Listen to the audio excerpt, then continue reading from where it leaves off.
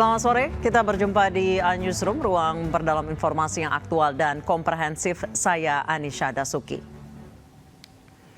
Pemirsa, sidang tuntutan terhadap terdakwa kasus pembunuhan Brigadir Yosua Richard Eliezer berlangsung di Pengadilan Negeri Jakarta Selatan. Di awal pembacaan tuntutan, jaksa mengutip ayat Al-Quran dan Alkitab. Sidang perkara nomor 798 PIT B 2022 atas nama terdakwa Richard Eliezer Budiang Lumiu dinyatakan dibuka dan terbuka untuk umum. Saudara Richard sehat hari ini? Baik, hari ini agendanya adalah pembacaan surat tuntutan dari jaksa penuntut umum kepada saudara terdakwa dan penasihat hukum terdakwa. Sebagaimana persidangan sebelumnya, jaksa akan membacakan identitas, tidak membacakan surat dakwaan secara lengkap, hanya pasalnya yang didakwakan, dan langsung menuju pembuktian unsur. Setuju ya? Baik, silakan jaksa penuntut umum. Terima kasih majelis atas kesempatan yang diberikan. Bismillah.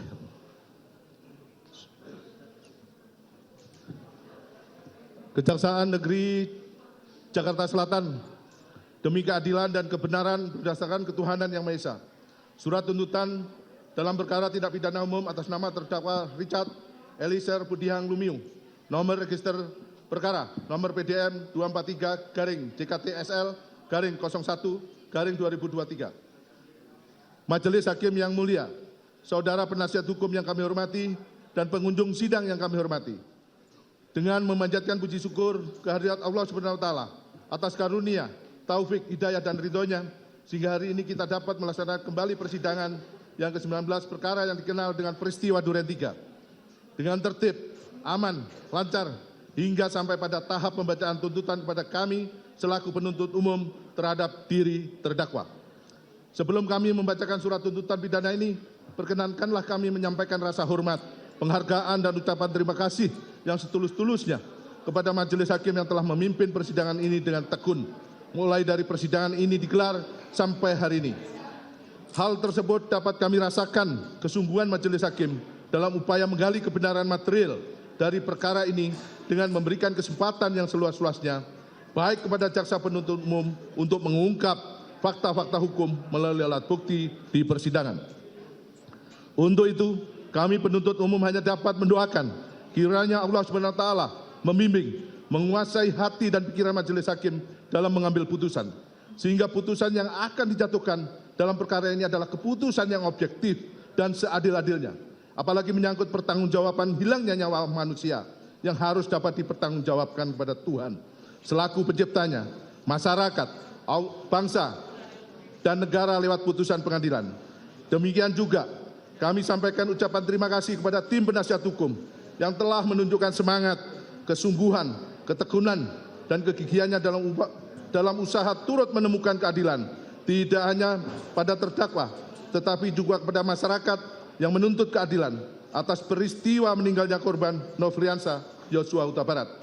Ucapan senada kami sampaikan pula kepada saudara panitera pengganti atas partisipasinya dalam menunjang kelancaran proses penyelesaian perkara ini.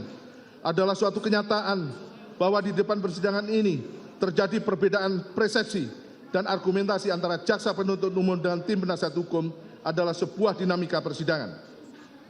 Sebagai manifestasi tugas dan tanggung jawab masing-masing dalam menggali dan menemukan mutiara-mutiara kebenaran dan keadilan yang didambakan oleh seluruh rakyat Indonesia yang harus ditegakkan melalui persidangan dalam peradilan ini. Izinkanlah kami mengutip Al-Isra ayat 33, dan janganlah kamu membunuh orang yang diharamkan Allah, kecuali dengan suatu alasan yang benar, dan barang siapa dibunuh secara zalim maka sungguhnya kami telah memberikan kekuasaan kepada walinya, tetapi janganlah walinya itu melampaui batas dalam pembunuhan, sesungguhnya dia adalah orang yang mendapatkan pertolongan. Matius 5 ayat 20, saya ulangi, ayat 21, kamu telah mendengar yang difirmankan nenek moyang kita, jangan membunuh, yang membunuh harus dihukum. Kepada pengunjung sidang, kami tak lupa menyampaikan penghargaan dan terima kasih yang telah mengikuti persidangan yang terbuka untuk umum dengan tertib, bahkan oleh insan pers telah memberitakan jalannya persidangan secara objektif hingga berjalan dengan baik lancar, aman, dan terkendali. Kepada para aparat dari instansi terkait yang telah bekerja sama dengan penuh rasa tanggung jawab dalam menjaga keamanan demi kelancaran dan ketertiban jalannya persidangan ini, kami ucapkan terima kasih yang sebesar-besarnya. Sebelum kami membacakan surat tuntutan pidana terhadap diri terdakwa, kami ingin mengutip kalimat yang pernah diucapkan oleh mantan Hakim Agung, almarhum Artijo Alkostar, bahwa hakim yang bertanggung jawab akan menerapkan keadilan hukum terbaik meskipun dalam keadaan sosial politik yang terburuk. Surat tuntutan penuntut umum terhadap diri terdakwa dengan identitas sebagai berikut tidak perlu kami bacakan dan dianggap dibacakan. Bahwa terdakwa dakwaan primer melanggar pasal 340 ayat 340 KUHP junto, pasal 55 ayat 1 ke 1 KUHP, subsidiar pasal 338 KUHP junto, pasal 55 ayat 1 ke 1 KUHP. Untuk selanjutnya diteruskan pada rekan kami.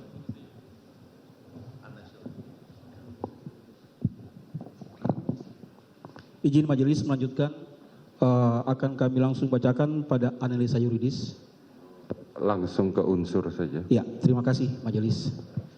Dalam perkara ini, terdakwa didakwa dengan dakwaan subsidiaritas melanggar pasal 340 junto pasal 55 ayat 1 ke 1 KUHP, subsidiar pasal 338 junto pasal 55 ayat 1 ke 1 KUHP. Oleh karena dakwaan kami adalah dakwaan subsidiaritas, maka kami akan membuktikan unsur-unsur pasal 340 KUHP junto pasal 55 ayat 1 ke 1 KUHP dengan unsur-unsur sebagai berikut. 1. Unsur barang siapa. Izin majelis, untuk unsur barang siapa kami bacakan. Barang siapa adalah unsur pelaku atau subjek dari tindak pidana. Dengan menggunakan kata barang siapa berarti pelakunya adalah dapat siapa saja atau siapapun dapat menjadi pelaku. Dengan demikian, strafbar faith, delik dan deliktum memiliki padanan istilah yang sama dengan perbuatan yang dapat atau boleh dihukum. Peristiwa pidana, perbuatan pidana, dan tindak pidana. Menurut Kamus Besar Bahasa Indonesia dari Kementerian Pendidikan dan Kebudayaan, delik adalah perbuatan yang dapat dikenakan hukuman karena merupakan pelanggaran terhadap undang-undang atau merupakan tindak pidana. Dengan menggunakan kata barang siapa, yang dimaksud dalam hal ini adalah terdakwa Richard Eliezer Pudihang Lumiu, sebagaimana identitas terdakwa dalam surat dakwaan merupakan pribadi atau person atau subjek hukum. Sebagai pelaku tindak pidana memiliki hak dan kewajiban, memiliki kemampuan untuk bertanggung jawab atau dipertanggungjawabkan atas perbuatan yang dilakukannya. Dan terdakwa Richard Eliezer Pudihang Lumiu tidak termasuk golongan orang-orang yang tidak dapat dipertanggungjawabkan atas perbuatannya karena kurang sempurna akalnya atau karena sakit berubah akalnya. Dalam hal ini, terdakwa Richard Eliezer Pudihang Lumiu dalam keadaan sadar dan waras mampu menjawab semua pertanyaan yang diberikan kepadanya dengan baik. Yang dimaksud dengan unsur ini adalah setiap orang atau manusia, baik laki-laki maupun perempuan, yang mempunyai hak dan kewajiban sebagai subjek hukum, tidak cacat mental atau jiwa, tidak terganggu ingatannya, serta tidak tergolong ke dalam kelompok orang yang dalam bertindak atau berbuat diklasifikasikan sebagai alasan pemaaf atau alasan pembenar yang dapat menghapuskan hak penuntutan sebagaimana dimaksud bab 1, kami ulangi, dimaksud buku 1 bab 3 KUHP. Tindak pidana tidak mensyaratkan kualitas tertentu untuk melakukannya, sehingga dapat meliputi siapa saja sepanjang merupakan subjek hukum perseorangan. Dalam perkara ini adalah terdakwa Richard Eliezer Pudihang Lumiu. Sebagaimana fakta hukum selama dalam menjalani proses persidangan ini, mulai pembacaan surat dakwaan sampai dengan saat ini, pembacaan surat tuntutan, terdakwa Richard Eliezer Pudihang Lumiu mengerti dan memahami serta mampu menjawab dengan baik setiap pertanyaan yang dikemukakan kepadanya. Dan selama menjalani persidangan, terdakwa Richard Eliezer Pudihang Lumiu sehat jasmani dan rohani serta cakap dalam menjalani proses persidangan. Dengan demikian, unsur barang siapa telah terbukti dan terpenuhi secara sah dan meyakinkan menurut hukum. Unsur dengan sengaja.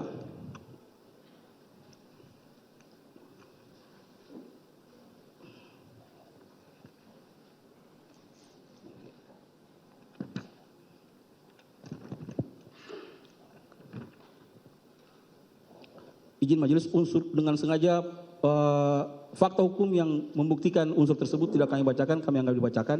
Kami lanjut ke bagian akhir. Kemudian barang bukti yang telah disita di pengadilan negeri tersebut merupakan barang bukti yang digunakan sebagai alat untuk menghilangkan nyawa dan mengakibatkan korban Nofriansah Joshua Huta Barat meninggal dunia.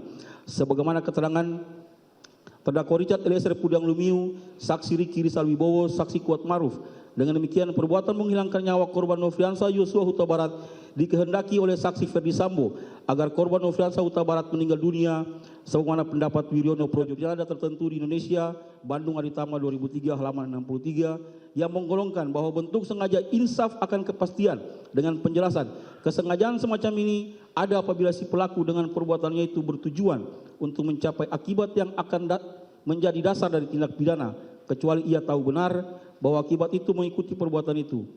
Lebih selanjutnya, PAF Lamintang mengemukakan sengaja insaf akan kemungkinan sebagai berikut. Pelaku yang bersangkutan pada waktu melakukan perbuatan itu untuk menimbulkan suatu akibat yang dilarang oleh undang-undang telah menyadari kemungkinan akan timbul suatu akibat yang dilarang oleh undang-undang telah menyadari kemungkinan akan timbul suatu akibat lain daripada akibat yang memang ia kehendaki. Dengan demikian, berdasarkan keterangan saksi, surat, dan barang bukti yang dikemukakan di persidangan, unsur dengan sengaja telah terbukti menurut hukum. Izin dilanjutkan majelis. Izin melanjutkan majelis. Unsur dengan rencana terlebih dahulu, yakni tindakan yang dilarang ialah merampas nyawa orang lain. Caranya merampas itu tidak disebutkan karenanya segala cara merampas jiwa dicakup oleh pasal 338 KUHP, misalkan memukul, menendang, kemaluan penusuk, menyembelih, menembak, menyetrum dengan aliran listrik, menggantung, mencekik, meracun, menenggelamkan, menjatuhkan diri dari suatu ketinggian, diikat atau dikurung dengan tidak diberi makan sampai mati dan lain sebagainya. Tindakan ini harus merupakan tindakan yang spontan atau setidaknya dapat digolongkan spontan. Dengan perkataan lain, bukan sesuatu yang setelah dipikir-pikir, ditimbang-timbang untuk ruginya dan cara-cara pelaksanaannya dengan waktu yang cukup, yang dalam hal ini diterapkan pasal 340 KUHP. Yang dimaksud secara spontan di sini ialah begitu ia merasa tersinggung dan tergugah melakukan pembunuhan langsung, ia mencari alat yang digunakan untuk melakukan pembunuhan itu. Jadi tidak pakai pikir-pikir dulu secara terang untung atau ruginya atau cara pelaksanaannya. Karena pasal 338 KUHP ini adalah tindak pidana material yang berarti harus terjadi matinya orang lain. Timbul masalah waktu antara tindakan itu dengan akibat matinya orang lain itu, jawabannya dipecahkan melalui ajaran sebab akibat. Dalam hal ini tindakan yang melawan hukum itu harus benar-benar dikehendaki si penindak dan justru tindakan itulah yang mengakibatkan matinya orang lain, bukan tindakan lain.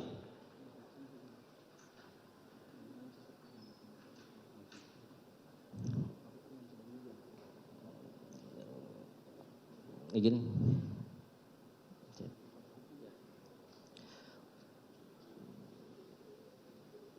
Barang bukti yang telah disita pengadilan negeri tersebut merupakan barang bukti yang digunakan alat sebagai untuk menghilangkan nyawa dan mengakibatkan korban Nofriansah Joshua Huta Barat meninggal dunia.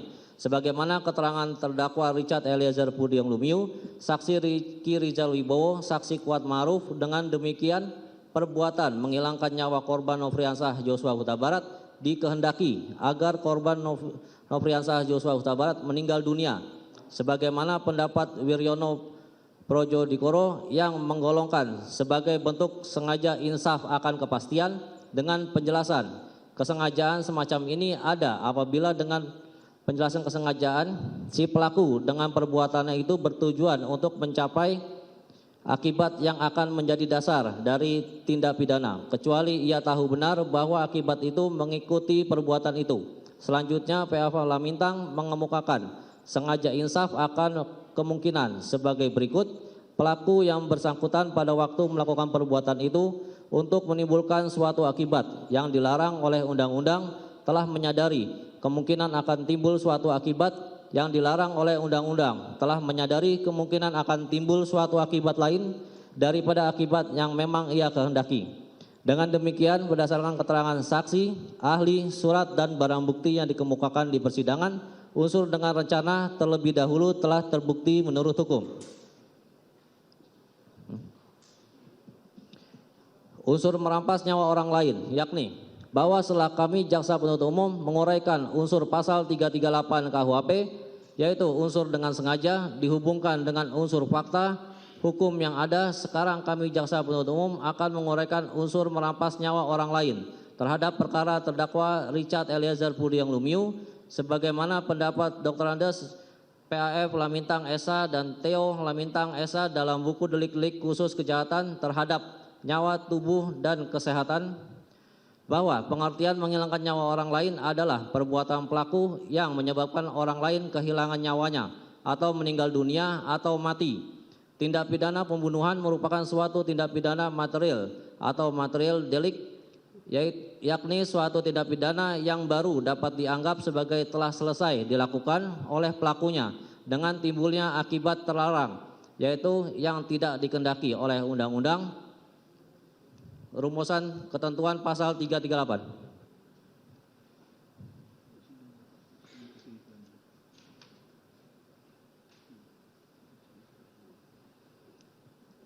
Dilanjutkan.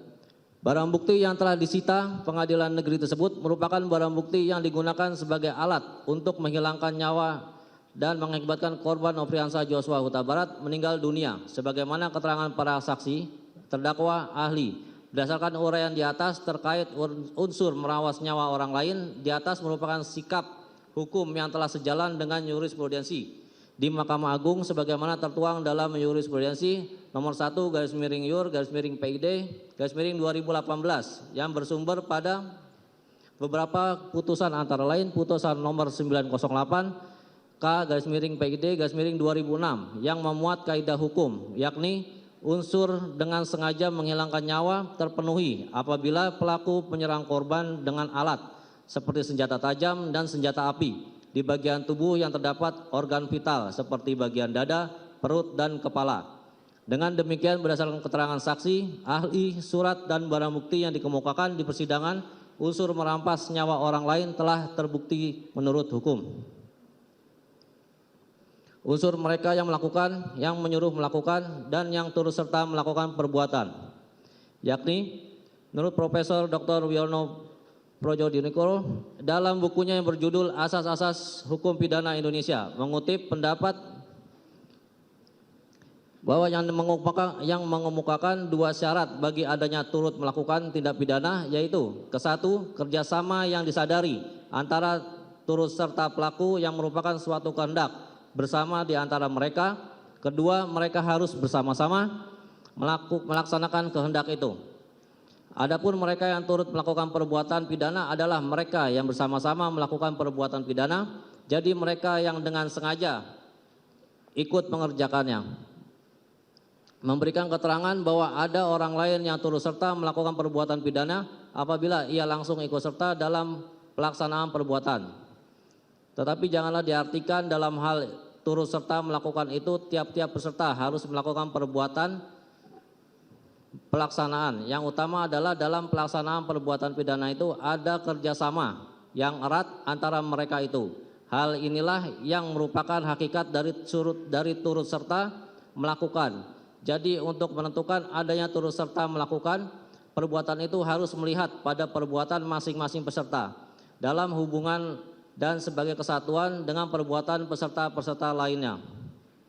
Pembentuk undang-undang dalam rumusan perbuatan pidana pada umumnya bertolak dari peristiwa yang paling sederhana, yaitu satu orang pelaku melakukan tindak pidana sehingga dirumuskan barang siapa yang mewujudkan seluruh rumusan tindak pidana, tetapi dalam prakteknya sering perbuatan pidana dalam beberapa perbuatan dapat dilakukan oleh beberapa orang pelaku dengan bekerja sama. Dalam rumusan tindak pidana tersebut, mereka yang bukan pelaku tidak mewujudkan sendiri seluruh isi tindak pidana, tetapi satu atau cara lain dengan memberikan bantuan dalam pelaksanaan. Seperti dalam rumusan terlihat pertanggungjawaban dan dapat dipidananya si pelaku.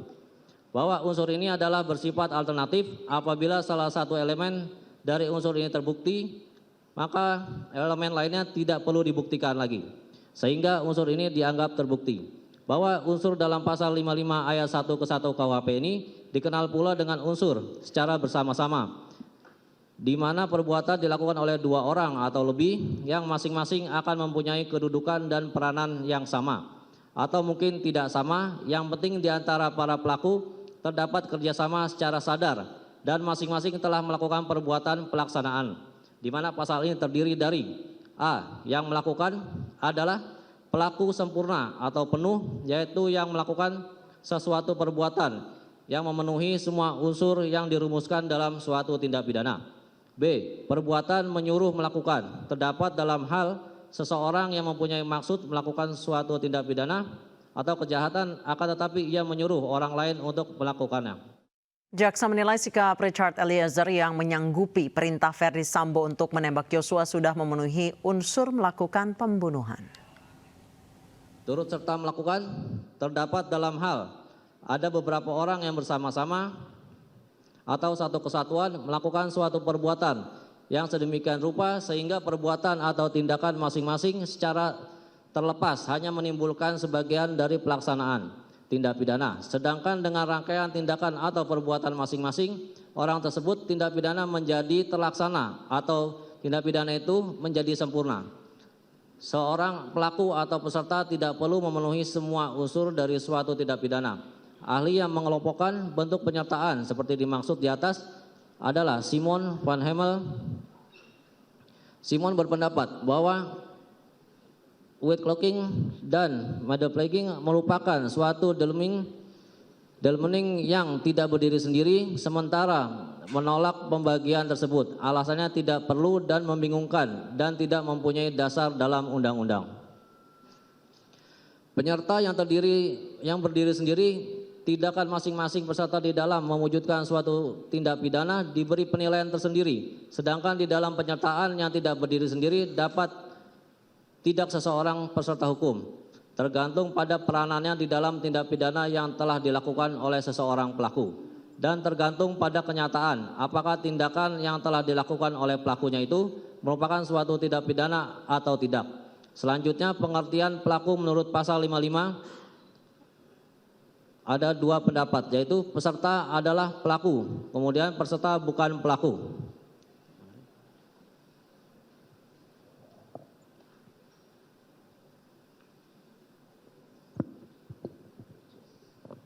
Izin majelis melanjutkan. Berdasarkan penjelasan yang sudah kami sampaikan di atas, kami berkesimpulan dengan demikian unsur mereka yang melakukan dan menyuruh melakukan dan yang turut serta melakukan perbuatan telah terbukti menurut hukum. Berdasarkan uraian dan fakta hukum di atas, maka semua unsur dakwaan primer melanggar pasal 340 junto pasal 55 ayat 1 ke 1 KUH pidana telah terpenuhi menurut hukum dan penuntut umum tidak perlu membuktikan dakwaan subsidiar.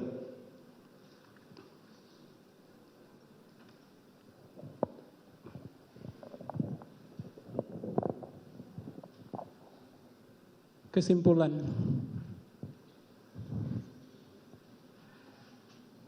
Majelis Hakim yang kami muliakan, saudara penasihat hukum terdakwa yang kami hormati, bahwa selanjutnya perlu ditinjau tentang unsur pertanggungjawaban pidana dari terdakwa, yaitu bahwa pertanggungjawaban pidana selalu dasarkan pada adanya kesalahan sebagaimana pendapat Mr. Ruslam Saleh dalam bukunya Pidana Pertanggungjawaban. Seseorang tidak dapat dipertanggungjawabkan atau dijatuhi pidana apabila tidak melakukan sesuatu tindak pidana. Akan tetapi, meskipun ia melakukan suatu tindak pidana, tidaklah selalu ia dapat dipidana. Orang yang melakukan perbuatan pidana akan dipidana apabila ia mempunyai kesalahan. Bahwa selanjutnya, Profesor Ruslam Saleh mengambil pendapat Simon bahwa kesalahan adalah keadaan psikis orang yang melakukan perbuatan dan hubungannya dengan perbuatan yang dilakukan yang sedemikian rupa sehingga orang ini dapat dicela karena perbuatannya tadi. Jadi harus diperhatikan keadaan batin dari orang yang melakukan perbuatan tadi, hubungan antara keadaan batin itu dengan perbuatan yang dilakukan sedemikian rupa sehingga orang itu dapat dicela karena perbuatan tadi. Dua hal yang harus diperhatikan inilah terjalin erat satu dengan yang lainnya, merupakan hal yang dinamanya kesalahan. Bahwa menurut memori Van Theoliting, maka kata dengan sengaja dan pasal-pasal KUHP adalah sama dengan willen and weten, dikehendaki dan diketahui. Berdasarkan uraian tersebut di atas dapat disimpulkan bahwa pertanggungjawaban pidana selalu didasarkan pada adanya kesalahan. Kesalahan tersebut menunjuk kepada sikap batin mens rea tertentu dari terdakwa dalam hubungannya dengan perbuatan pidana yang dilakukan sedemikian rupa sehingga terdakwa dapat dicela karena melakukan perbuatan tersebut. bahwa dalam menilai ada tidaknya kesalahan terdakwa tidaklah digantungkan pada sisi psikologis dari terdakwa sendiri, akan tetapi didasarkan pada bagaimana sikap batin tersebut tercermin dari perbuatan nyata dan kemudian dinilai oleh pihak lain, terutama oleh majelis hakim yang memeriksa dan mengadili perkara ini. Bahwa oleh karena itu dalam hubungan ini telah terbukti adanya kesengajaan, artinya sikap terdakwa tersebut memang ditunjukkan untuk menghilangkan nyawa orang lain. Bahwa kesalahan terdakwa dapat dibuktikan dari fakta-fakta antara lain sebagai berikut. Bahwa saksi Riki Rijal Wibowo yang sebelumnya telah mengetahui keinginan saksi Perdi Sambo untuk merampas nyawa almarhum Nopriansah Yosua Huta Barat berdasarkan cerita dari saksi Putri Chandrawati yang belum diketahui kebenarannya, meminta terdakwa Richard Eliezer Pudium Lumiu berdasarkan permintaan dari Perdi Sambo untuk menemui saksi Perdi Sambo yang sudah menunggu di lantai 3 rumah Saguling. Bahwa setelah mendengar perkataan saksi Riki Rijal Wibowo, terdakwa Richard Eliezer Pudium Lumiu dengan menggunakan lift naik ke lantai 3 rumah Saguling untuk menemui saksi Perdi Sambo, di mana pada saat menemui saksi Perdi Sambo, terdakwa Richard Eliezer Pudium Lumiu menerima penjelasan dari saksi Perdi Sambo perihal cerita sepihak dari Putri Chandrawati yang belum pasti kebenarannya tentang pelecehan terhadap saksi Putri Chandrawati yang dilakukan oleh almarhum Nopriansah Yosua Huta Barat, di mana pada saat disampaikan pada oleh saksi Perdi Sambo kepada terdakwa, saksi Putri Chandrawati ikut terlibat dalam pembicaraan tersebut. Bahwa saksi Perdi Sambo kemudian mengutarakan niat jahatnya untuk merampas nyawa almarhum Yosua Huta Barat kepada terdakwa Richard Eliezer Pudium Lumiu dengan menyampaikan, berani kamu tembak Yosua, dan terdakwa Richard Eliezer Pudium Lumiu menyatakan kesiapannya dengan menyatakan siap komandan. Bahwa saksi Perdi Sambo kemudian menyerahkan 1 kotak peluru 9 mm yang sudah dipersiapkan sebelumnya kepada terdakwa dan untuk menambahkan amunisi pada senjata api merek Glock 17 nomor seri MPY 851 terdakwa milik terdakwa Richard Eliezer Pudium Lumiu. Bahwa sebagai bagian dari rencana untuk merampas nyawa almarhum Nopriansah Yosua Huta Barat, dan saksi Perdi Sambo menyampaikan kepada terdakwa bahwa peran terdakwa adalah untuk menembak almarhum Nopriansah Yosua Huta Barat, sementara saksi Perdi Sambo berperan untuk menjaga mereka semua dengan skenario telah melecehkan saksi Putri Chandrawati sehingga saksi Putri Chandrawati berteriak, lalu terdakwa mendengar teriakan tersebut, dan pada saat terdakwa Richard Eliezer Pudium Lumiu turun dari lantai 2 rumah Duren 3 nomor 46, terdakwa Richard bertemu dengan almarhum Nopriansah di depan kamar saksi Putri Chandrawati dan menanyakan kepada almarhum Nopriansah Yosua Huta Barat. Namun almarhum Nopriansah Yosua Huta Barat langsung menembak terdakwa sehingga dibalas tembakan oleh terdakwa Richard sehingga mengakibatkan almarhum Nopriansah meninggal dunia, yang mana akan dilaksanakan di rumah Duren 46. 6. Bahwa untuk minimalisir perlawanan almarhum Nopriansah, maka harus dipastikan bahwa almarhum Nopriansah Huta Barat dalam keadaan tidak bersenjata. Kemudian saksi Perdi Sambo menanyakan senjata milik almarhum Nopriansah kepada terdakwa yang sebelumnya sudah diamankan oleh saksi Riki Rijal Wibowo dan dijawab oleh terdakwa ada disimpan di mobil Lexus LM. Kemudian saksi Perdi Sambo meminta terdakwa untuk mengambil senjata milik almarhum Nopriansah, di mana kemudian terdakwa menuju mobil Lexus LM mengambil senjata milik almarhum Nopriansah dan menyerahkan kepada saksi Perdi Sambo.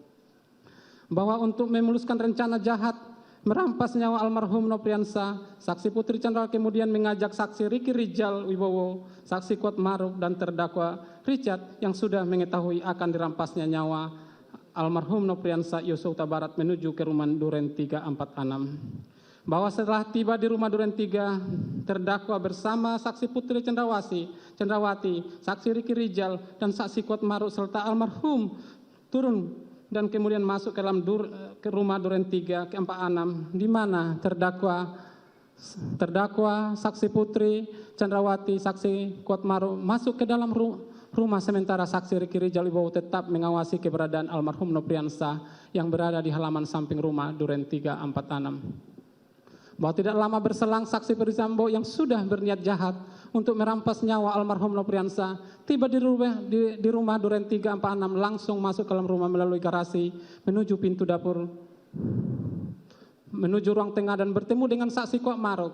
Saksi Ferdisambo memerintahkan saksi Kuatmaruf untuk memanggil almarhum Nopriansah Yosua Huta Barat dan saksi Ricky Rijal, di mana pada saat yang sama terdakwa yang mendengar kedatangan saksi Ferdisambo langsung turun dari lantai 2 menemui saksi Ferdisambo, di mana sebelumnya terdakwa Richard Eliezer yang seharusnya masih bisa mengurungkan dan menghindar dari rencana jahat sudah diketahuinya malah meneguhkan kehendaknya untuk menuruti niat jahat merampas nyawa almarhum. Bahwa saksi Kuatmaruf yang sudah mengetahui niat saksi Ferdisambo dengan sigap mengambil almarhum Nopriansah dan saksi Ricky Rijal yang berada di halaman samping rumah Duren 3 nomor 46, di mana kemudian almarhum berjalan masuk ke dalam rumah dan diikuti oleh saksi Ricky Wibowo dan saksi Kuatmaruf.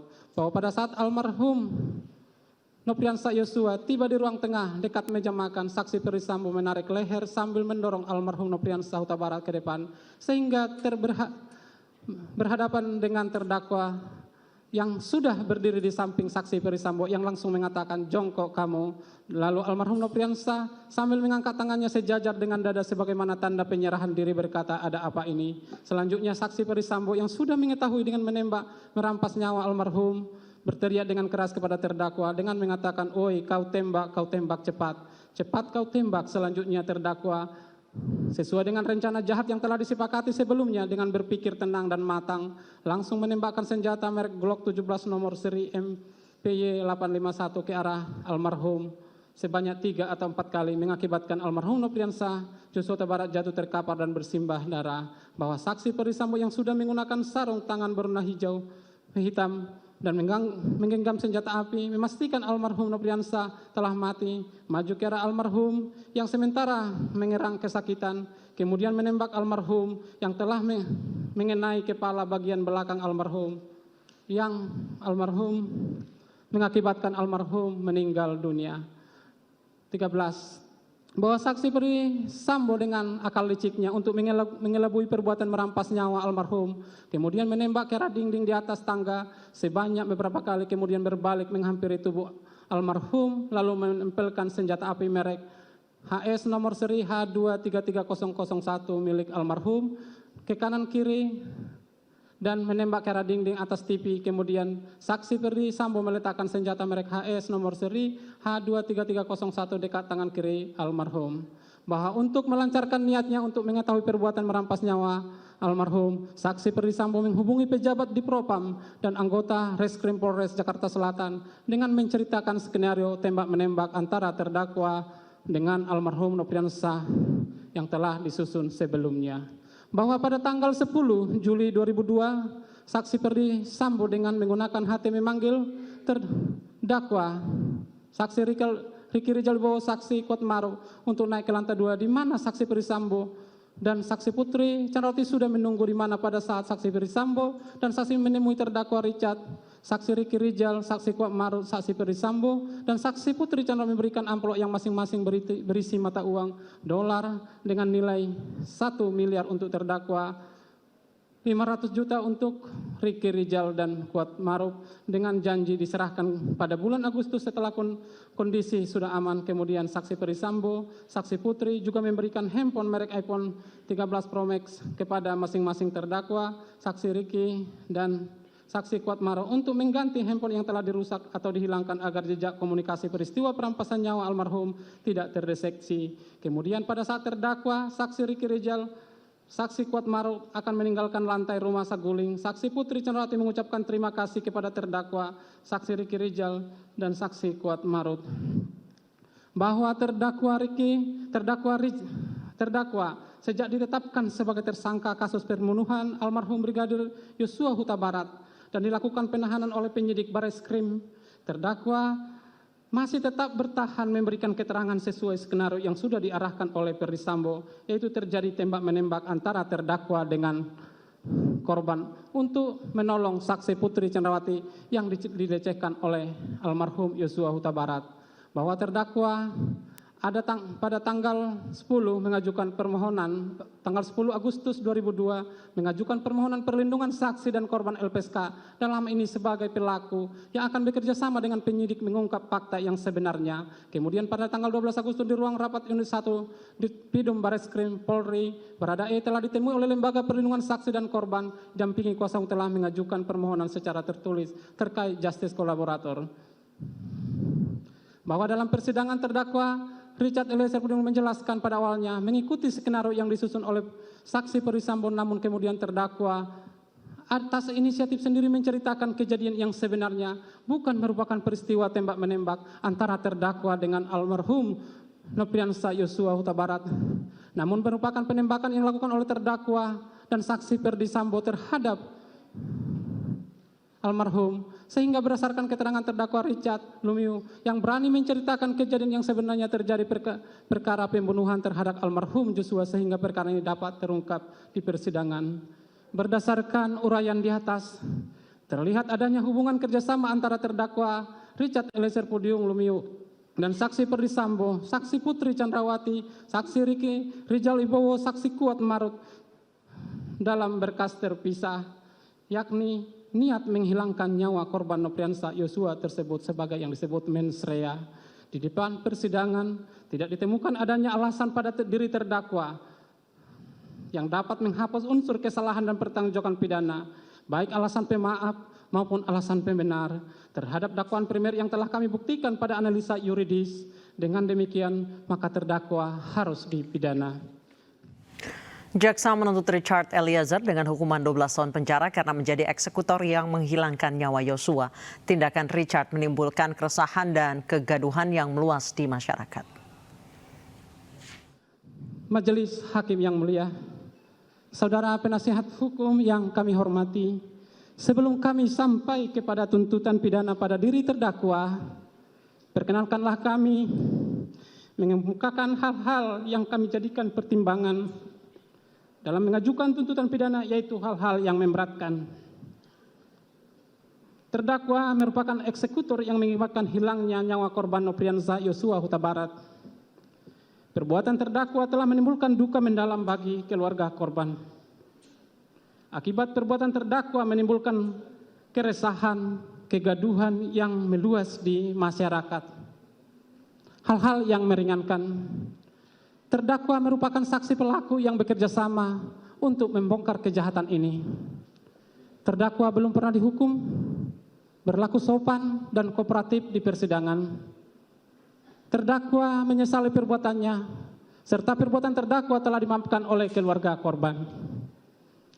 Berdasarkan uraian tersebut di atas, kami jaksa penuntut umum dalam perkara atas nama terdakwa Richard Eliezer Pudium Lumiu, demi keadilan dan kebenaran, berdasarkan ketuhanan yang Maha Esa, dengan memperhatikan ketentuan undang-undang, menuntut agar Majelis Hakim Pengadilan Negeri Jakarta Selatan yang memeriksa dan mengadili perkara atas nama terdakwa Richard Eliezer Pudium Lumiu memutuskan: 1. Menyatakan terdakwa Richard Eliezer Pudium Lumiu dengan identitas tersebut di atas terbukti secara sah dan meyakinkan melakukan tindak pidana merampas nyawa orang secara bersama-sama sebagaimana diatur dan diancam pidana dalam dakwaan primer melanggar pasal 340 junto pasal 55 ayat 1 ke 1 KUHP pidana. 2. Menjatuhkan pidana terhadap terdakwa Richard Eliezer Pudium Lumiu dengan pidana penjara selama 12 tahun dengan perintah agar terdakwa tetap ditahan, dipotong masa penangkapan.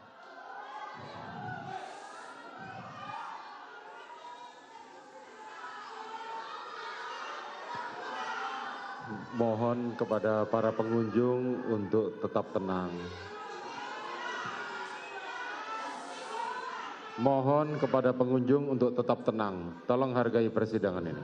Silakan lanjutkan. Menyatakan barang bukti berupa berdasarkan surat penetapan Pengadilan Negeri Jambi nomor 636 tanggal 26 Juli 2002 dikembalikan kepada yang berhak, yaitu saksi Pera Mareta Simajuntak.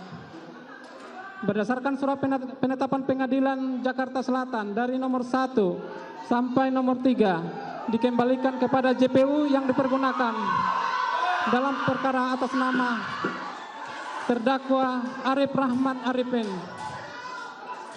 Kepada para pengunjung mohon untuk tenang.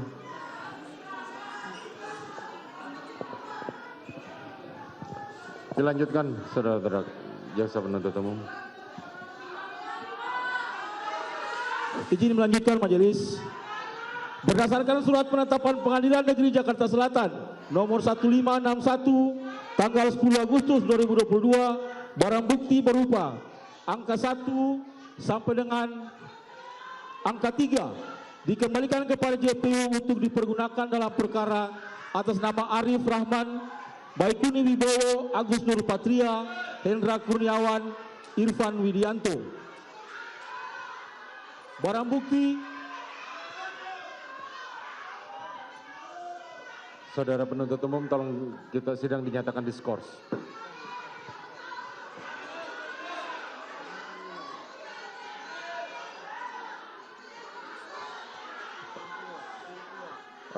Petugas keamanan, mohon kami bantuan untuk mengeluarkan para pendukung.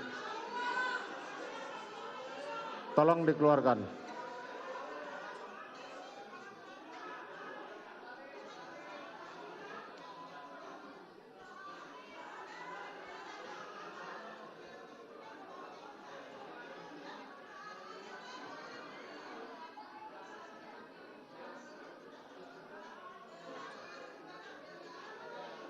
Kepada para pengunjung, apabila tidak bisa tenang maka kami akan skors dan sidang akan kami tunda.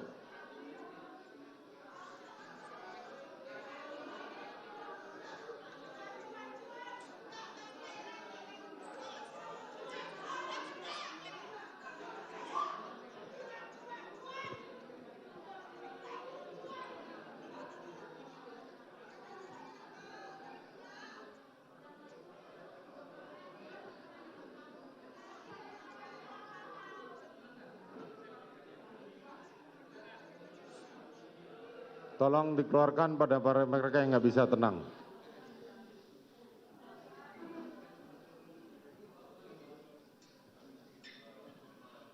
Baik, silakan dilanjutkan. Sidang skors kami cabut, sidang dinyatakan dibuka dan terbuka untuk umum. terima kasih majelis. Untuk daftar barang bukti selanjutnya kami mohon kepada majelis untuk dianggap dibacakan.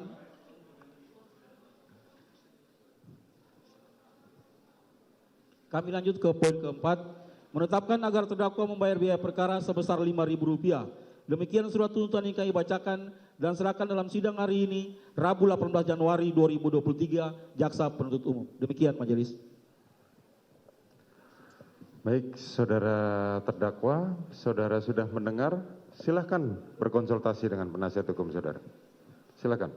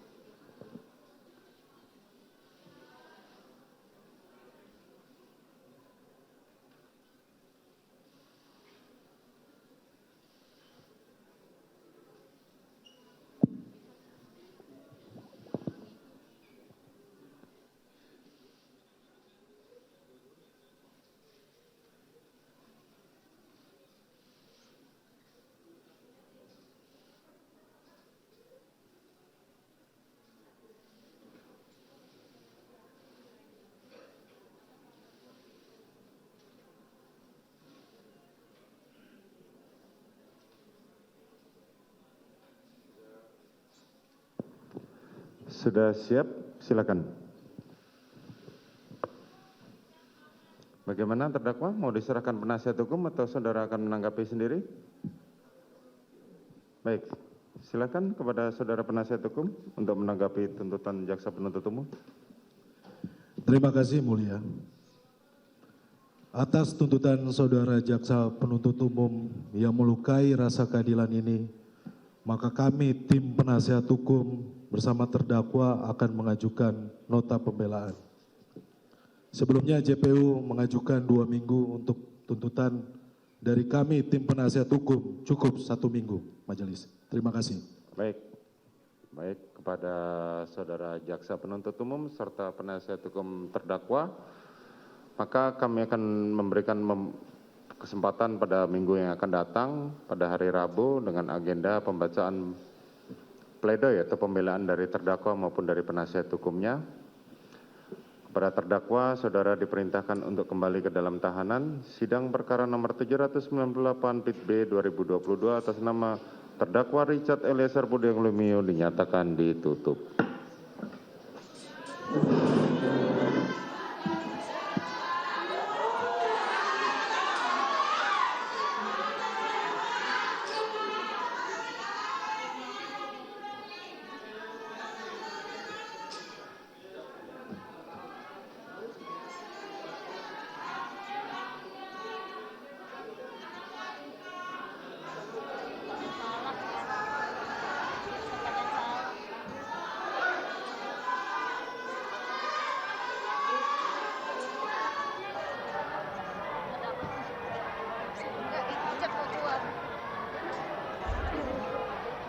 GPU kayaknya berpihak pada Icat. Kemarin waktu nanya-nanya Icat.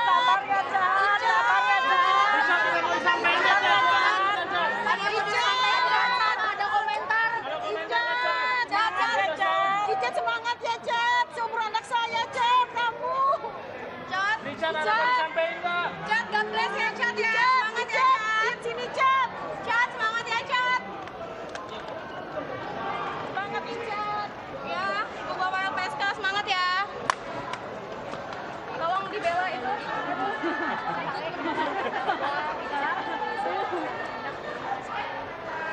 Ya, boleh.